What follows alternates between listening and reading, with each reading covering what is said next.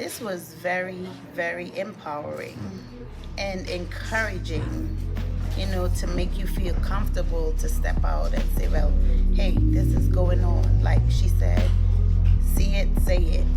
This is going on. This is what I need help in, because there are outlets, a whole lot of outlets that we could turn to, not just family, friends, but places, groups, women groups that you could come and speak like this one, Wow, it was nothing short of amazing. I mean, it was awesome. And I think it's a wonderful thing that, we can come together as a community, as a people, as a group. Women, we go through so many things. We have to deal with so many things. We have to be put through so many things just because of who we are. So I think it's amazing to talk about this, because it has been such a hush-hush type thing. It has been swept up under the rug, and it was like, how many more have to die before this become a reality? How many more have to be hospitalized before people realize that this thing is serious? It's going on. This is life. It happens every day.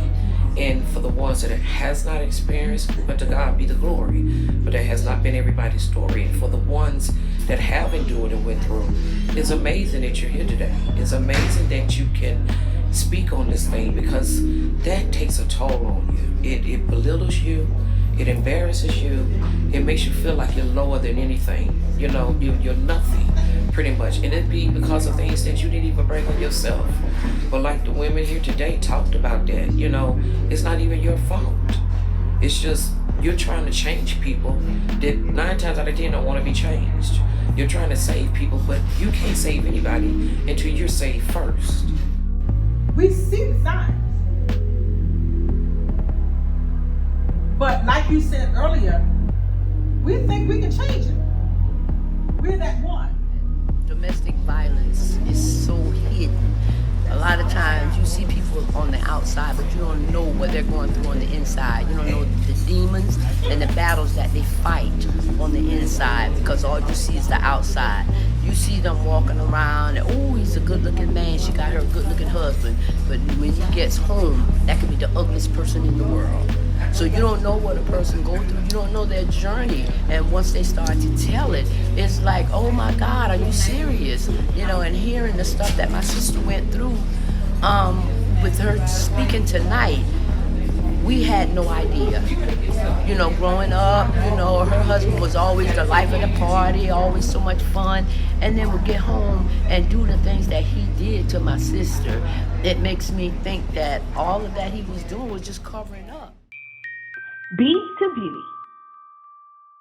We specialize in handmade beaded jewelry designed with you in mind. You can contact us on Facebook and Instagram at Beads to Beauty, or email beads2beauty98@gmail.com. That's beads with a Z, the number 2 in beauty. Submit your order now.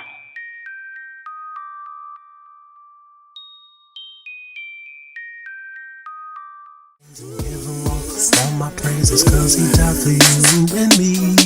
Bringing awareness to domestic violence.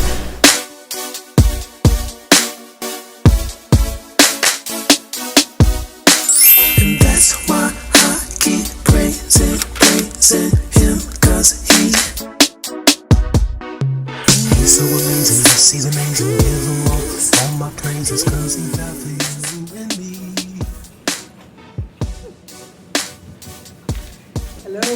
Hello.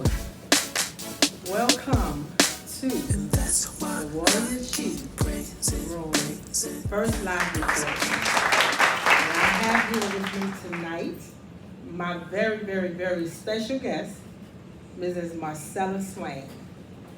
She is also a domestic violence survivor.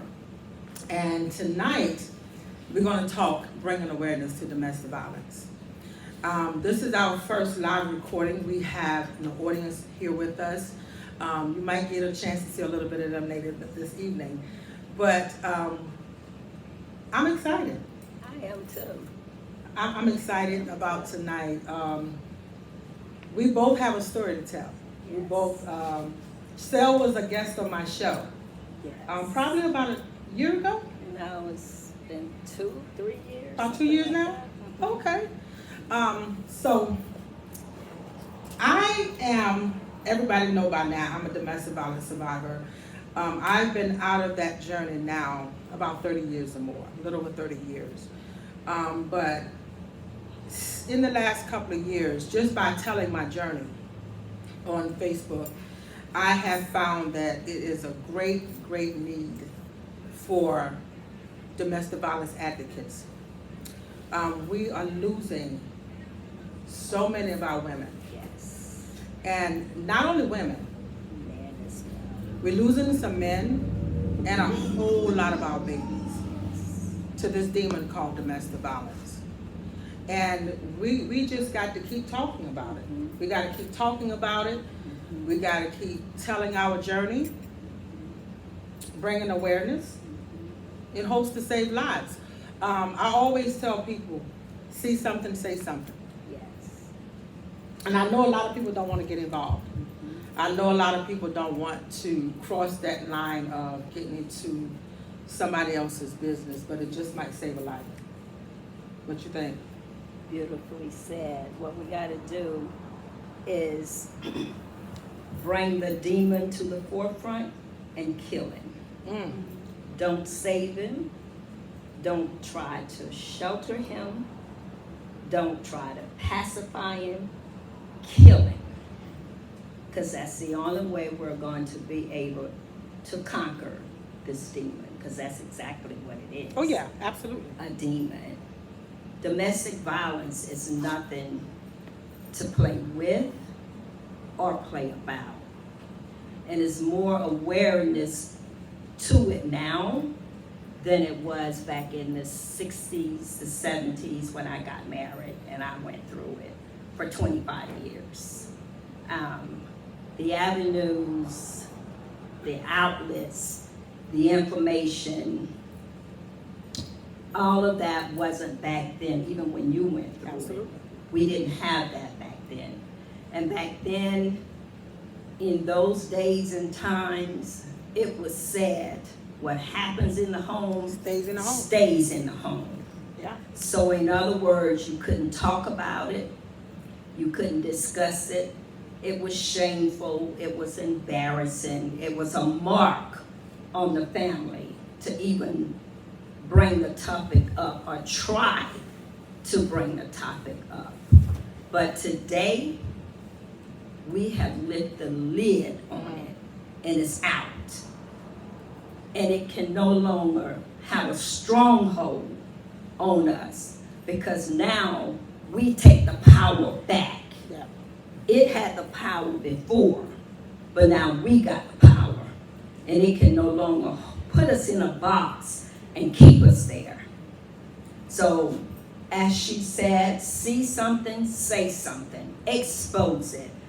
Go to a friend, go to your parents, go to a neighbor, go to not just anybody, but someone you can trust that you know is going to benefit to help to kill this demon, because we're losing too many families, too many wives, too many husbands.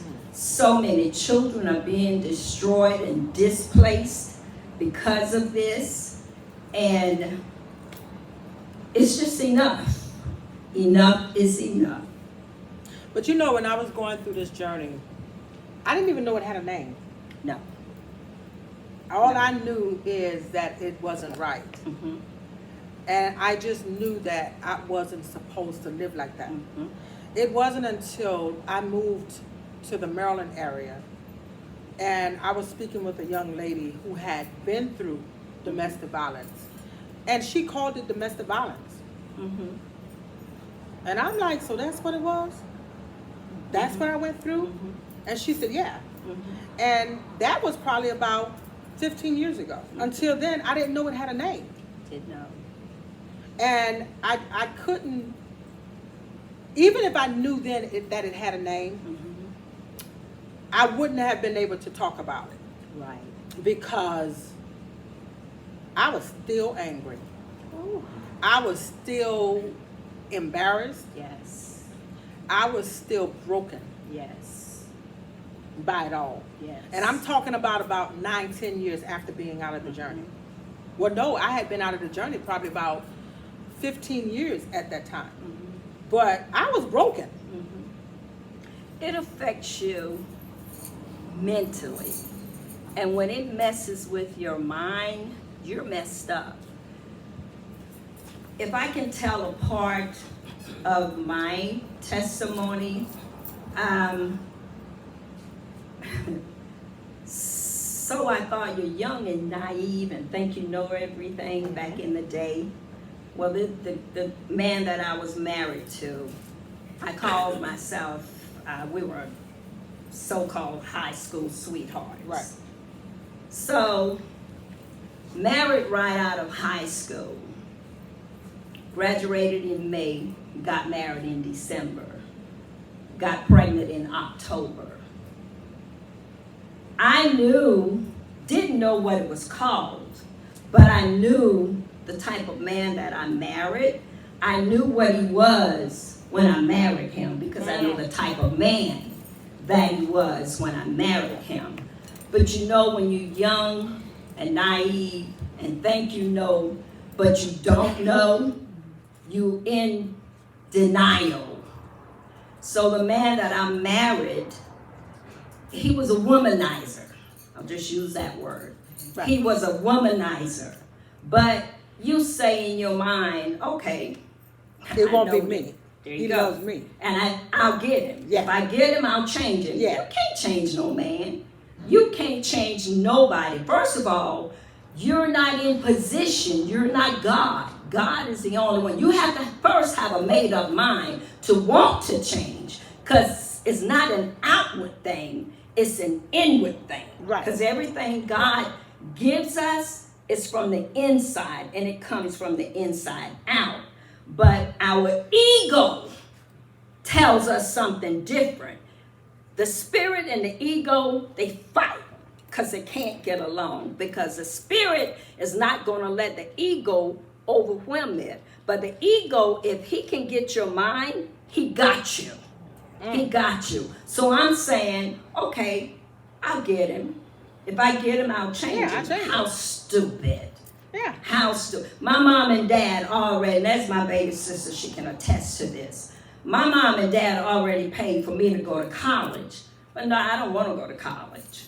I want to get married. Now I'm pregnant. That's the only reason. And if I'm going to be truthful with these ladies in here and this young man in here today, I got married because I was pregnant. If I was not pregnant, I would have never married that man. From day one that I married him, my marriage was doomed right then. About, I think I was like 6 months pregnant with my first oldest daughter. This man came home from work. He told me, he looked me dead in my eyes. He said, I don't want you. I don't want the baby. I don't want this marriage. I only married you because my mother made me marry you. So now I'm out here like this. And then the tears begin to fall. And I'm like, well, what am I supposed to do? He said, you don't care what I do. Go back home to your mom, your dad. I said, I'm not doing that. You did this to me, so you're stuck with me. Bad mistake. Yeah. Big, bad mistake. Because from that day till God released me from that marriage was downhill doom. I had my first baby. I think before I even gave birth to her, he was a pedophile. But before I even gave birth to her, he spent the weekend with one of his high school sweethearts at a hotel right there on Broad Street. Didn't even think I was going to find out about it. So from day one, I knew my marriage was doomed. Kept it from my sisters, kept it from my brothers, kept it from my parents, and I lived with it. And I went through excuse if we're gonna be honest. Oh, yeah. I went through puberty hell. From him having girlfriends, to babies, to setting me up with his girlfriends, to having his women call my house and threaten me. Thank God I was never afraid, because if I was, I would have been something else. But I told him, and I used to tell him, and there's my sister, I will get you if I have to get you in your sleep, but I'm going to get you. And if I was afraid of this man, I wouldn't be the person that God has made me to be today, because it's all God. I don't have nothing to do with it. God gets the glory. But if it wasn't for the fact that God's hand was on my life, and I came out of a God-fearing, loving home, whom my parents didn't even want me to marry this guy, but I did. But to God be the glory that I came through. Raised 4 daughters. God blessed me out of those 4 daughters with 12 grandkids. So to God be the glory. Domestic violence is no joke. It's no joke. And where we used to cover it up, even through your marriage and what you went through, was horrific. Oh, yeah. But because we didn't know no better, we couldn't do no better. We couldn't talk about it. We couldn't go to our parents and tell them, even though our parents knew something was going on, but they wasn't one to just forcefully go in and say this, that, and the other. That's how I feel about it. But today there's too many outlets, too many avenues, too many people that you can go to talk to get out of this, to try to help yourself. And I know there are some instances where you go to court, where you go before a judge, where you go to the police and you ask for a restraining order, and you ask for protection, and you ask for this. Sometimes they don't even believe you. When you walk away and you get back home, you're dead. But if they just would have took one step and take the initiative to just even say, okay, let me consider this. But it's something. It is something. And it has to stop. We're family. It's like it was in the days when family raised family. It was called a village. And the village raised the children. This is how it is with us in here today. We have to be there and be accountable to each other. First accountable to God, but then accountable to each other. But if I can be transparent, I saw the signs 2 weeks before my wedding. And I'm just going to be honest about it. I saw the violent temper in him 2 weeks before my wedding. And it struck fear in me. And I wanted to call the wedding off. But I was scared to tell my mom. Because I got married in 1983. And my mom paid $850 for my wedding dress alone in 1983. So my mom has spent so much money on this wedding. She gave me everything I said I wanted in this wedding. And I was like, my mom is going to kill me if I tell her I don't want to marry this man. So I went through with the wedding. And the very next day after, all hell broke loose in my life. I mean, it was like I woke up and I felt like I was in a dream because everything was wrong. Yeah. And the physical abuse for me didn't start right away. I went through the mental and verbal abuse for about 10 months, maybe almost a year. The first physical attack for me started about 2 months after I had my first child. I was clotheslined across my neck in my kitchen, and I fell back to the floor. Thank God nothing was broken. Thank God. I hit my head, but other than the bruises and the body ache afterwards, nothing was broken. And I got up and stumbled outside of my house. Don't ask me why I went outside, because this day I don't know why. But I was like in a daze. And that was the very first time of the physical. But I saw it. I saw, and I think sometimes for us, for women, we see the signs. But like you said earlier, we think we can change him. We're that one that can make a difference. With him.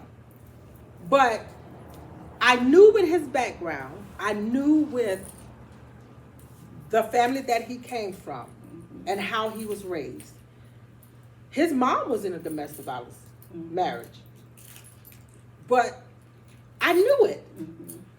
I never thought that I would become a victim of that.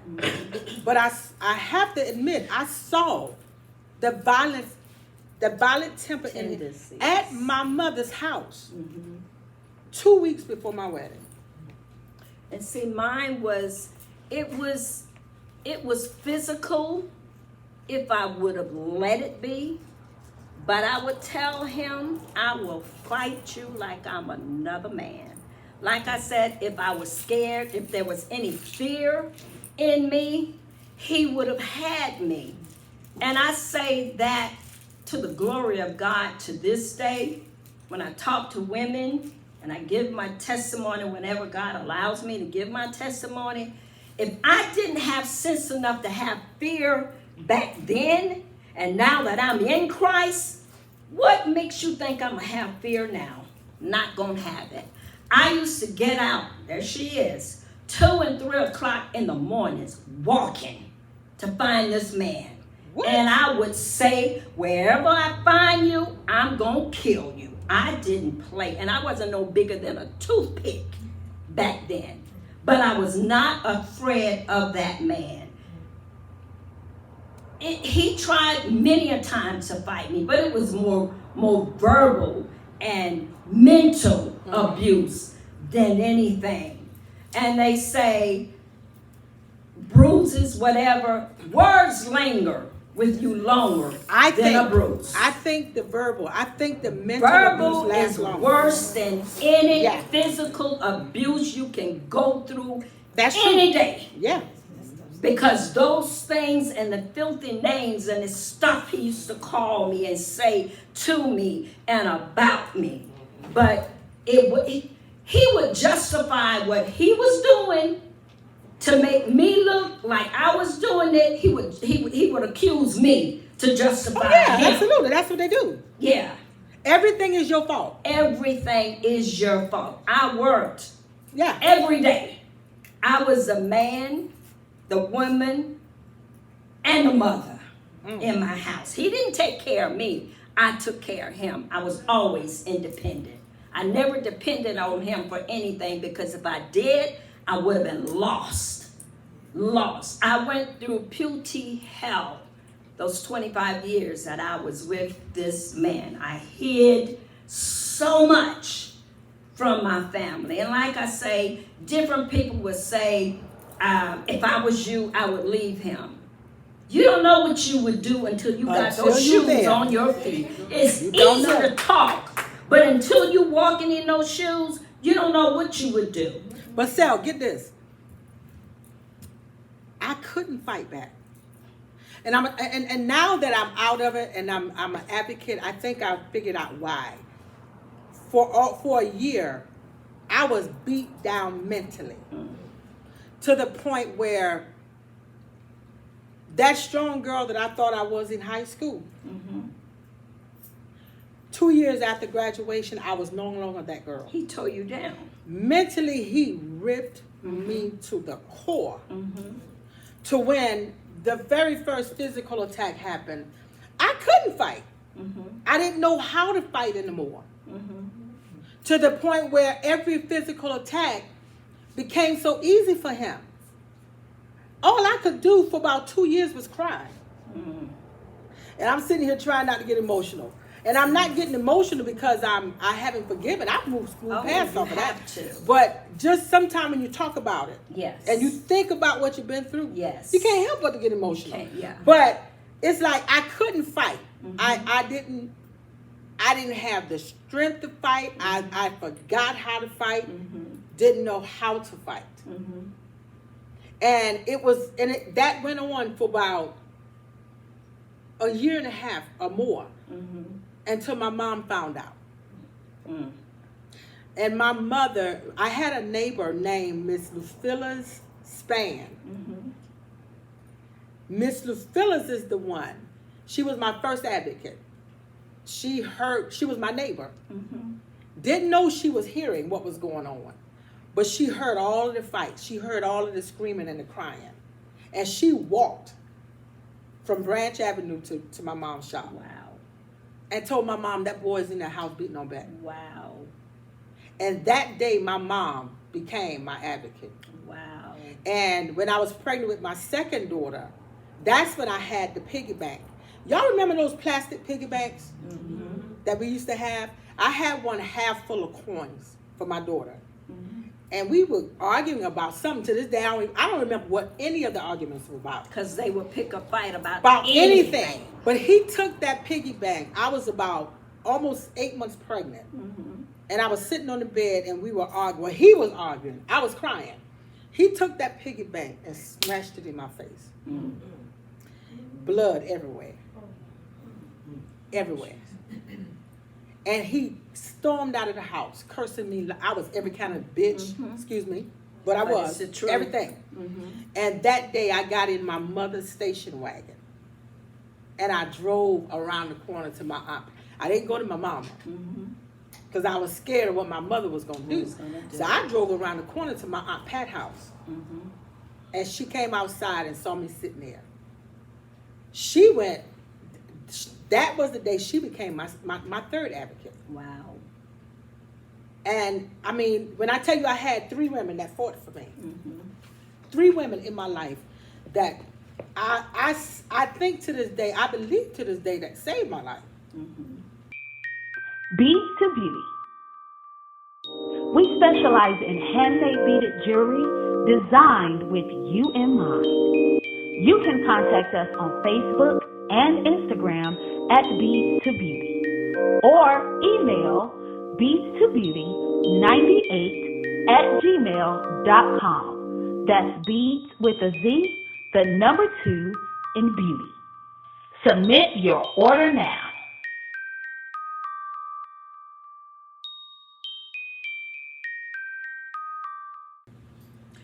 I didn't have anybody because I was always a quiet, shy, to this day, and Beck, you know that, my sister knows that, a quiet, shy person. I wasn't in cliques. I didn't have groups of friends. I was always a loner. In the house, raised with my sisters and my brothers, but I was always a loner. That's just how I was. That's just how God made me. I'm not going to even call his name because most of you know my husband. If you know me, you know who he was. But he would come to my job in the mall and he would cuss and he would carry on. He would show off in there. One particular, it was the day after Thanksgiving, and I was in a kiosk in the mall, jewelry store, working.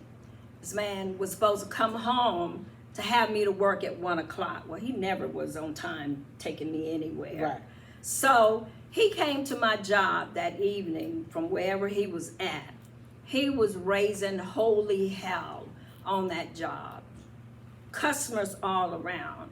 I'm talking to him, trying to get him to calm down. Please just be quiet. Just let's go outside. Whatever. He just kept running his mouth, running. So I told my manager, I said, okay. I said, let me go out with him. Went out with this man in the parking lot. Got to my car. I'm leaning up against the car. He's cussing, carrying on, raising hell, calling me all kind of names, saying all kind of derogatory stuff to me. So I sit on the hood of my car. This man got in the car, cranked it up with me sitting on the car, put his foot on the gas and pulled off. No. So I had to straddle myself on the under hood, under whatever that's called on the car, holding on, screaming while he's driving around the mall. Somebody please help me, call the police, whatever. Nobody would come to the aid and to the rescue of me. On the hood of that car with this man he drove from the front of Jasmine Mall around to where J.C. Penney's is. Right. And he stopped. I slid off of the car. I was so embarrassed. I had on a black dress. Got in the car. He cussing, carrying on. We drove back to the house. Got out of the car. We still go. And his mother always took up for him. Always. No matter what. He could do no wrong. She upheld him, let him bring his women over to the house, all kind of crap when I wasn't there. But we got back home. I went in my house, took my shower, changed clothes, went back to work at the mall. Got up the next morning, went to the emergency room because I was sore and I wanted to make sure I was okay. They did x-rays and everything. They said, Miss Swain, we did your x-rays. You got bruised ribs, and they said whatever. So they said, well, what happened to you? I lied. I said I was moving furniture in my house, and I went to move my dresser, and it was too heavy, so I hit my side on the dresser. Wow. This is how we covered up back in the day. But today, I'm telling you, ladies, whatever happens, tell it. Tell it. Tell it. That's right. This man gave me diseases while I was pregnant. Didn't know it until it was time for me to go to one of my physicals. The doctors did whatever they do when you go for your pregnancy physicals or whatever. I remember the first time I was working at J.C. Penney's downtown. They called and asked to speak to me. My doctors did. I got on the phone. Said, Miss Swain, the nurse did. Miss Swain, I need you to come into the office. And I said, okay, is something wrong with my baby? No, ma'am, Dr. So-and-so needs you to come into the office. There's something wrong. So I said, I'm not coming in until you tell me what's wrong. So I made them tell me over the phone what was wrong. I got some kind of venereal disease. And I burst out crying on the phone. So my manager wants to know what's wrong. I couldn't tell them. I said, I gotta go to my doctor. So many times that man, he raped me numerous of times. Not one time, not 2 times, not 3 times. Numerous of times I got raped by my husband. We would have a knockdown, drawn out fight right now. 2 hours later, we out in public like we lovey-dovey. Nothing ever happened. There's my baby sister. If I'm lying, she'll tell you. I cover it up. I never exposed him because I knew no better. I never exposed him. I always made him look good.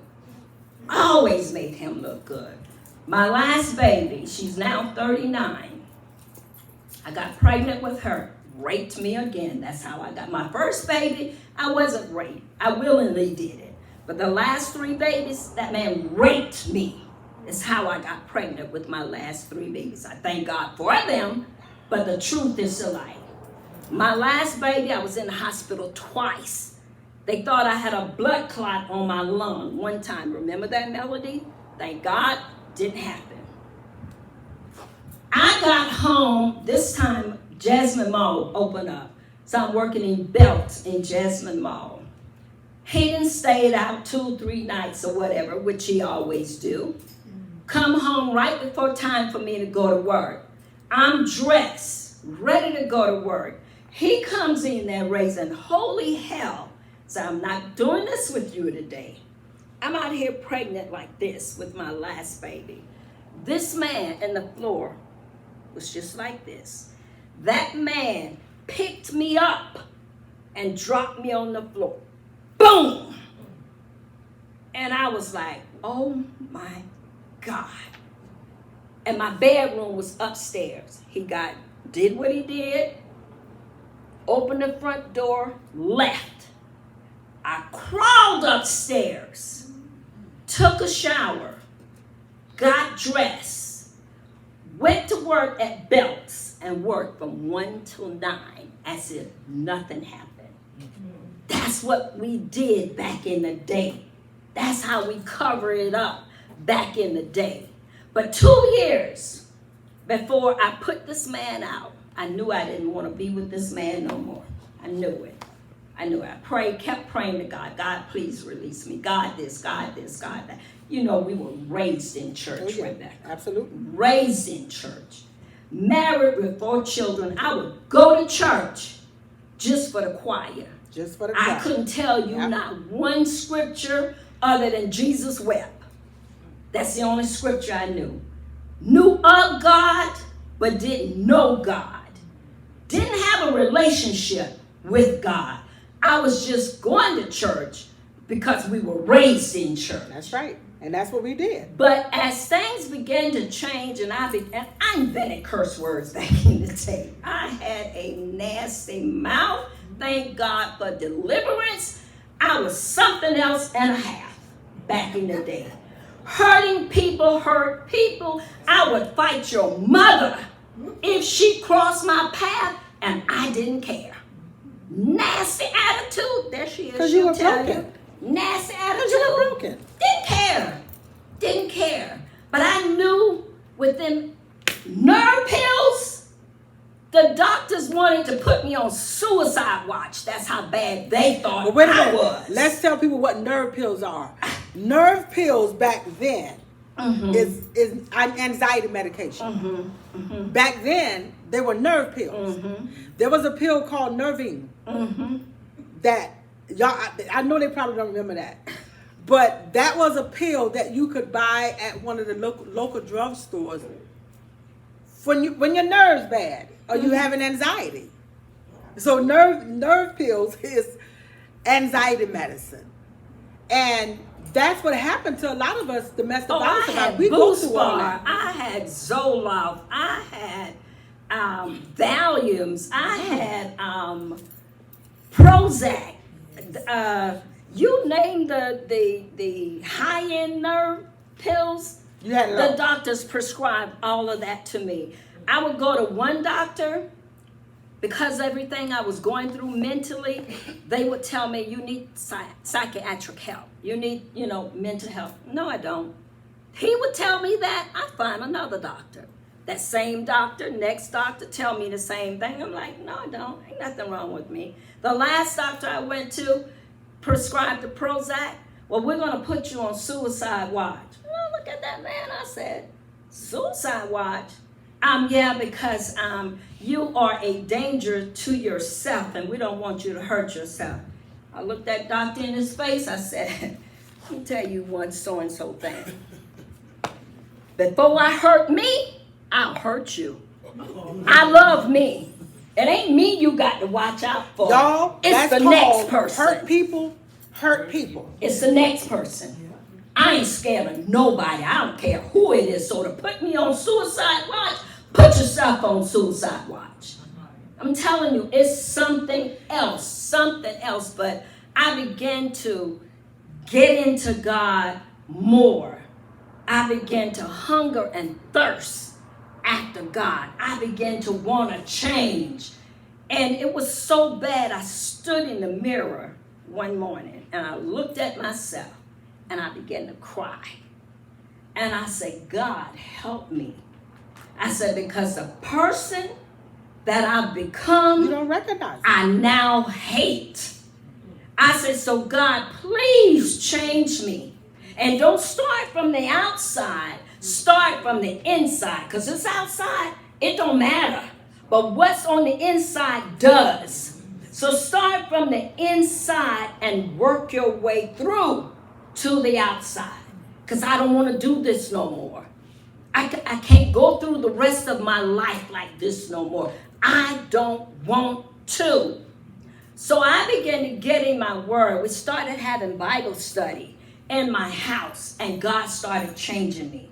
I got more into the word. I got a hunger and thirst for a real relationship with God. To not just know him, but know him.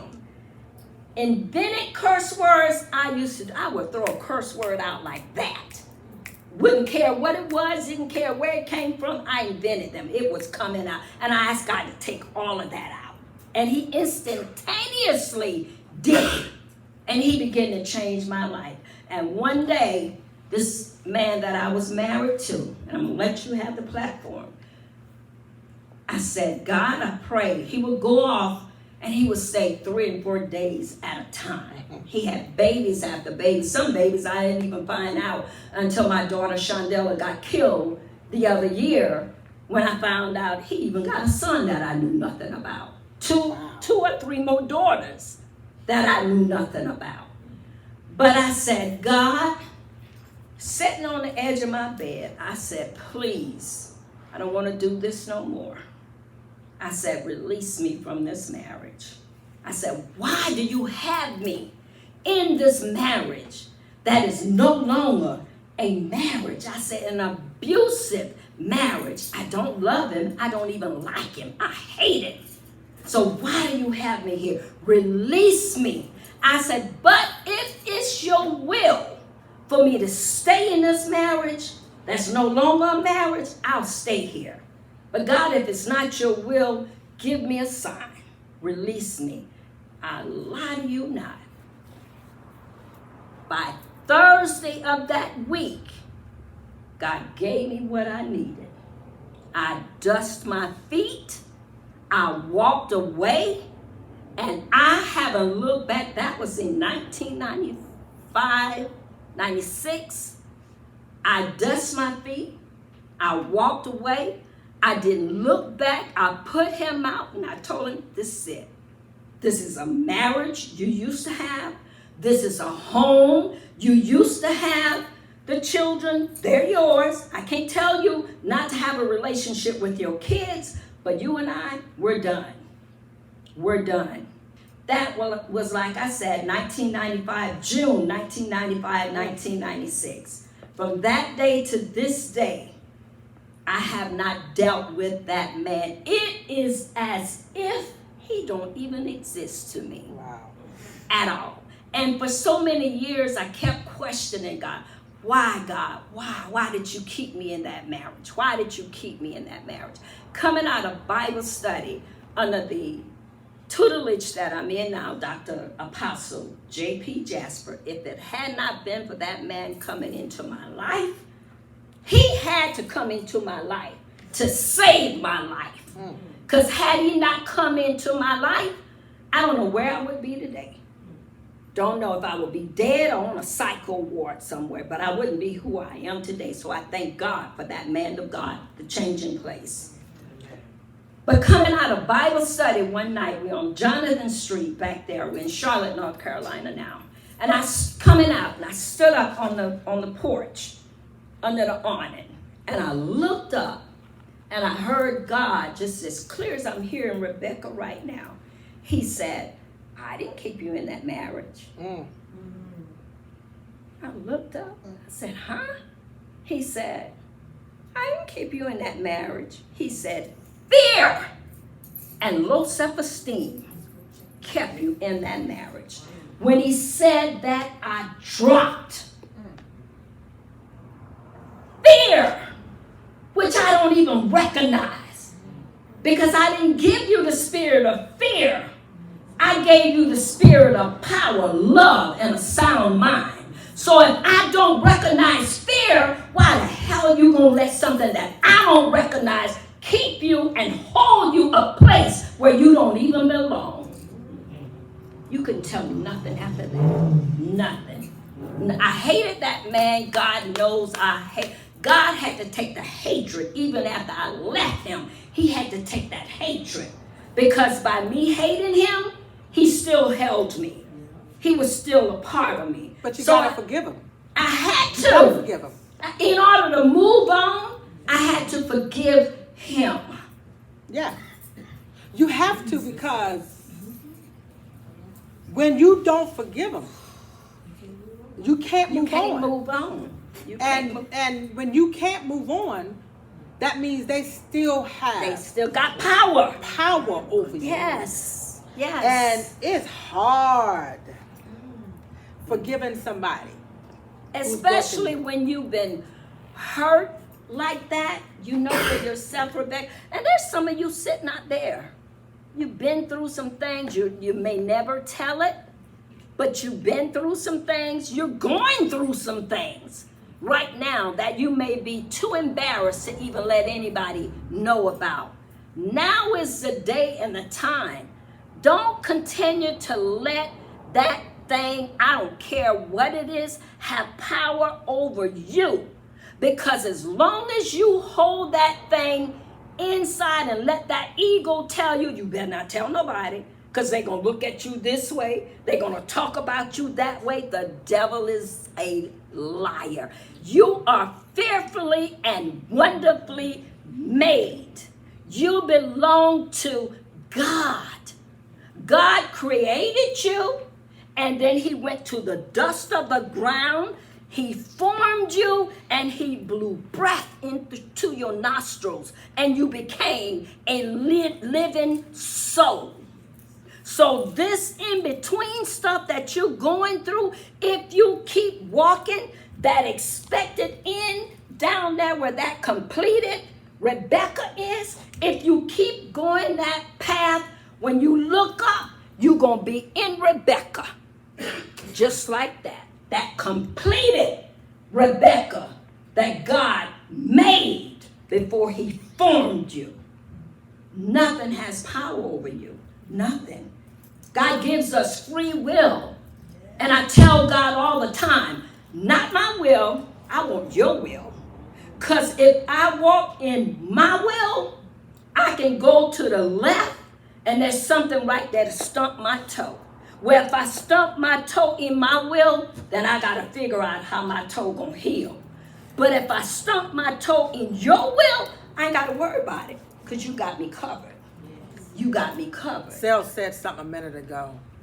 I don't know who's sitting in here that's going through it or been through it. I don't know who's going to watch this. But can I tell you that you're not the first woman that he's given. You're not the only woman that your man has given you trichomonia. You're not the only one who's been pregnant and find out you have an STD. I was 2 weeks away from having my oldest daughter, and I go to my weekly checkup. My dad took me, and the doctor tells me I have trichomonia, and that I got to send you to DHEC to have 2 penicillin shots. Because if your baby is born today and comes down the birth canal, it's either going to kill her or she'll be born deformed. And I had to go outside and tell my daddy that I got trichomonia. I'm laying up at DHEC in the back on the table. I'm 2 weeks from having my baby. And these nurses come in to give me 2 penicillin shots. And I broke. That was one of the most embarrassing Yes. points in my whole life. Because here I am, Helen Goodman's daughter. And I'm laying up on a table in DHEC with trichomonia, and I'm pregnant. I was so broken. You trichomonas, I'm gonorrhea. Thank God it didn't. Wasn't syphilis, gonorrhea, numerous times. I didn't have trichomonia once. I got trichomonia again. Numerous yeast infections. I got trichomonia again with my second child.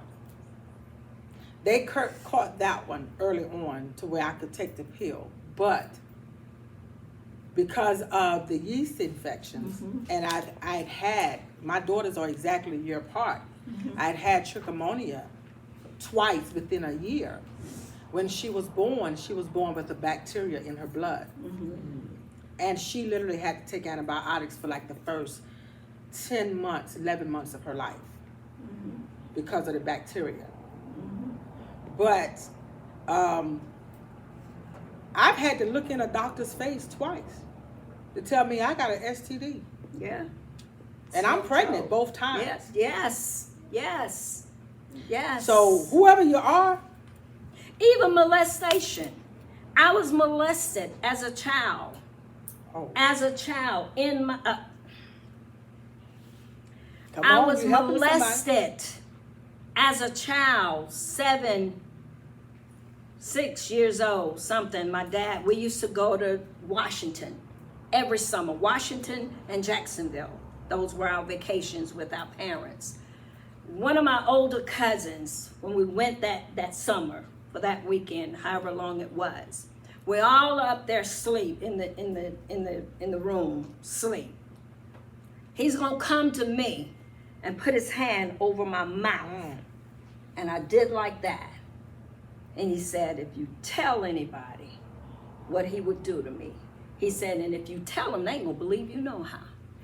So I'm laying there, I can't do nothing. I'm a child, I don't know nothing about this stuff. So he said, and you better not scream. So while he's trying to penetrate me, he heard a noise. That wasn't nobody but God. He heard a noise and he got scared and he fixed himself up and he left. Hear me today. I never spoke a word to nobody. What it did was cause me to withdraw from my cousins, from my aunts, from my family. When it was time for us to go on vacations, my baby sister would tell you, I would cry. I don't want to go to Washington. I would not go around my cousins, my family. I didn't want to because of what happened to me. Didn't want to. You know, when I first uttered that to somebody, I carried that stuff. I suppressed it inside of me. When I came into the ministry that I am in now, these young ladies, they just came in a couple of years ago, whatever. When I came into the ministry, I told my leader, my apostle, I confessed to him. And he said, what? So I told him again. He said, and you never told nobody? I said, I can't. He tried to get me to tell my parents. I couldn't. When my daughter Shondella got killed, depression fell on me real heavy. I couldn't leave out of that middle bedroom in my mother's house. That's how bad depression was. I wouldn't eat or drink all day long. Shondella's spirit was all in my mother's house. I could feel her, I could see her, I could hear her. My mom would be in her bedroom sewing, doing whatever. When I would hear her coming up out of her bedroom to go in the kitchen to get her coffee or to cook or whatever, I would hurriedly get up out of that room. Melody will tell you, hurriedly get up out of that room and go in the kitchen to get me some water, to get me something to eat, to go back in that room before she got out of that kitchen because I couldn't move. Depression was like this on me. So one of those times my mom was in the kitchen with me. I was standing with my back to the sink. She was standing at the oven taking something out. We were having a beautiful discussion. And this wasn't nobody but God. I said, Ma. She said, huh? I said, Ma. She looked up. She said, what, Marcella? I said, Ma, I was molested. She said, huh? And she stood up. I said, I was molested. She said, when? So I told her when. She said, who? And I told her who. She said, and I'm not going to tell you the words she said. She said, but he better be glad he dead. And better be glad your daddy is dead and don't know about it. She said, but right now, I feel like going to that grave where he's buried, digging him up and killing him all over again. And I never uttered that again. I couldn't tell my mother until after my second daughter was killed by that drunk driver. I didn't tell my girls until way after I told my mom. I don't even remember when I told Melody, but I told Melody. But you just helped somebody. I'm telling you. You releasing that right now, you just help somebody. Because there's going to be somebody that's going to be watching this, or maybe there's somebody sitting in here tonight that's been molested. So you just help free somebody. I'm telling you, you can't get in a box and stay in a box. Let me tell you something. What we go through, God uses us, but it's not for us. It's for somebody else. Just like I was walking around all of those years with 2 kidneys, thinking they're mine. But when my baby sister got sick that year, and she got the family together and said, this is what the doctor said, I said, okay. I went home that night. I prayed to God. I said, okay, what part do I play in this? He said, you're going to give your baby sister a kidney. I said, huh? He said, you're going to give your baby sister a kidney. I said, okay. I said, okay. Got with my pastor, told him about it. He said, fine, if that's what God say, that's what you're going to do. Told my baby sister, don't worry about it. I got you. Right now, I'm walking around. That was in 2003. I don't know if I got 1 kidney, a piece of kidney, no kidneys, or 24 kidneys. I don't feel a difference. You know why? Because God got me. God got me. Y'all gotta take the power back. Not only y'all, whoever is listening, gonna listen, whatever the case may be, you gotta take the power back. Because nobody outside God should have power over you. Nobody. Nobody. Nobody. Ego, easing God out. Why do you want to ease God out when he's already in you? Why? I like that. I like that. I like that. I'm going to use that. I'm going to use that. That was good. Sel, thank you. To God be the glory. Thank you for coming on here, hanging out with me. To God. My pleasure. My pleasure. When you called me, I was like, huh? I said, okay. You made this easy for me because I ain't had to do a lot of talking. If I've been sent here today, and that's what I ask God, I allow you to use me. Because we have to use the word allow. Because if you just say use me, what is use me? No, give permission. I allow you, God, because I belong to you. So I keep myself in alignment with you so that I can come to you and ask you and tell you I allow you to use me. This very life belongs to him, not me. I'm just a willing vessel. That's it. I go where he go. I say what he say. That's it. That's it. I don't speak what he don't say speak. I hope we help somebody tonight. I know there's somebody sitting here that's going through domestic violence. I know there's somebody sitting here who's out of it for a long time. So I hope tonight, just telling a little piece of our journey and what we've been through, help somebody. I'm convinced my journey wasn't just for me. Wasn't in vain. It wasn't.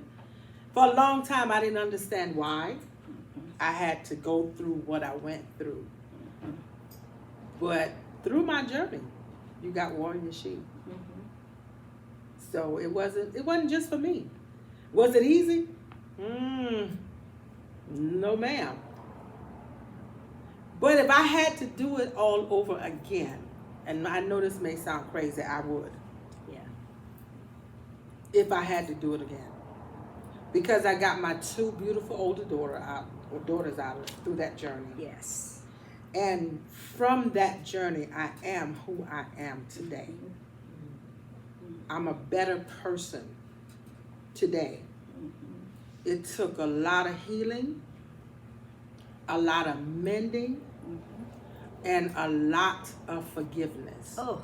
I didn't have to only forgive him, but I had to forgive me. Yourself. Because for a long time, I blamed myself for even allowing myself to be put in that position. And it wasn't anything I did other than marry him that put me in that position. But I blamed myself for many years. How stupid are you? So I had to forgive, not only him, I had to forgive his mama, because she upheld everything. He beat me up the day before I had my daughter in his mother's house. So I had to forgive her. I had to forgive his sister. I had to forgive his brother. And then I had to turn around and forgive me. So forgiveness is freeing. It's freeing. It is freeing. It's freeing. It allows you to live. It allows you to be a better person. And be real, because Be real. you don't know who's watching you and saying this, that, and forming the wrong impression, assuming. Assumption will get you killed.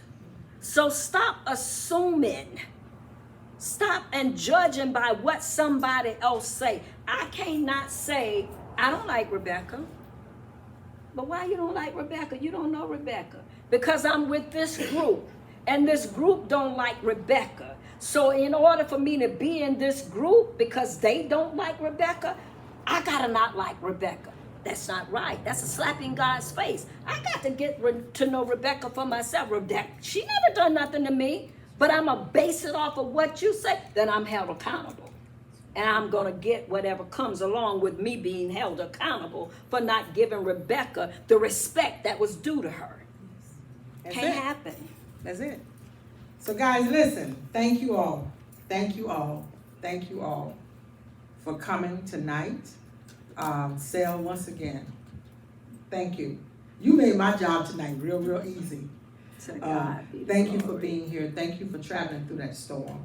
Thank you. Just And I to get want to here thank tonight. my this is Evangelist Letty. I call her my big sister from my ministry.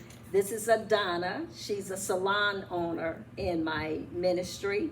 This is AJ. She has her own business within the ministry as well. And when I told them you invited me here, they was like, she surprised me today because I know she was coming.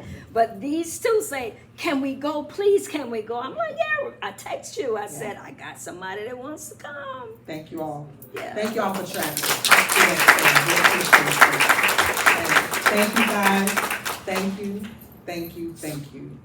Thank you all for watching. Thank you all for hanging out with us. I hope that tonight we've encouraged somebody and helped somebody. Thank you. Thank you for joining us. Have a good night.